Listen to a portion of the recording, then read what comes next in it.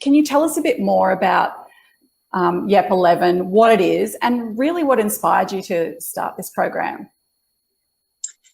Yeah, so my co-founder and I, Cherie Topfer, we did a lot of work with young people when we both lived in Gladstone in central Queensland, and we ran some focus groups with industry, and they said, we can teach the technical skills to young people, but we want them to have the foundation skills. We want them to be able to communicate. We want them to be able to plan and organise themselves. We want them to show initiative. And ultimately, we want them to have an entrepreneurial mindset so that when they come and work in our business, that they're able to take on tasks and show initiative. So we created a resource called My Career Passport, and that helps young people to be able to understand what employers are looking for, how to express that, and then start to build their stories and be able to articulate their stories. So it could be that, we've got a young person who's the big sister to two little brothers. So their ability to organise might be quite high.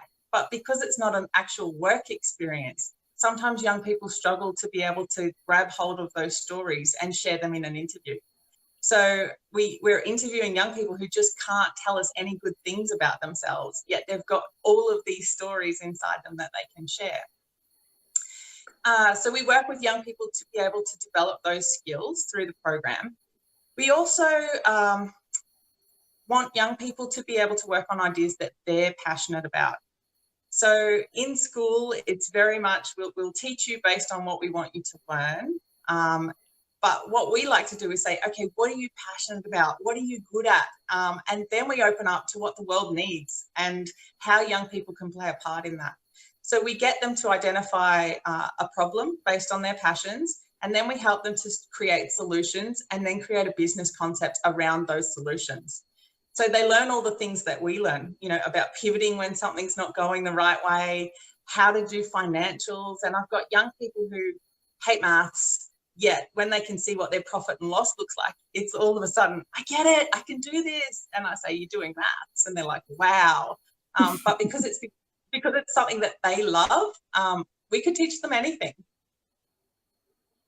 That is so fantastic. And I love that you are tapping into their creativity and getting them to solve problems and using entrepreneurship and showing them how they can start their own startup and get things happening. I really love that idea.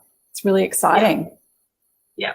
And at the end of the day, they pitch their ideas to mentors who can help them, to the next stage. But it might not be that they start a business. It might be that they, just use that entrepreneurial mindset and tell the stories to future employers. And because we teach them to problem solve, they've actually solved a lot of the problems that they've had. I had twin girls who couldn't read and write, and they were 15-year-old girls. And their business idea was to create an app to support teenagers learning how to read and write, because they said, wow, Dora the Explorer doesn't work for us. We want something that meets our needs. So they went through the whole process, and at the end of the day, they didn't develop the app. But we went back and did a review with them, and they were sitting in the school library reading chapter books. And I said, what's going on here? And they said, well, you taught us how to problem solve. We couldn't do the app because we're at school and, that would take too much time.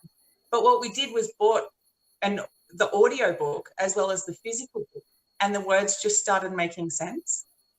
And so had someone told them to do that, they may not have picked it up. But because they problem solved themselves, the outcome was amazing. And they were reading. And the teacher said their whole lives have changed now because they can actually understand the words. And they said to me, the best thing is that when mum sees us reading, she doesn't ask us to do chores. She just walks away smiling. Oh, that's the most beautiful story. That's incredible. So the work you're doing is changing these kids' lives, really. Yeah, and each student has a story. And it's just amazing that when people believe in them and when people believe in their creativity, the difference that it makes to them. We had a holiday program with kids who'd been expelled from school, and their faces when people believed in them and were helping them on their journey, it was priceless.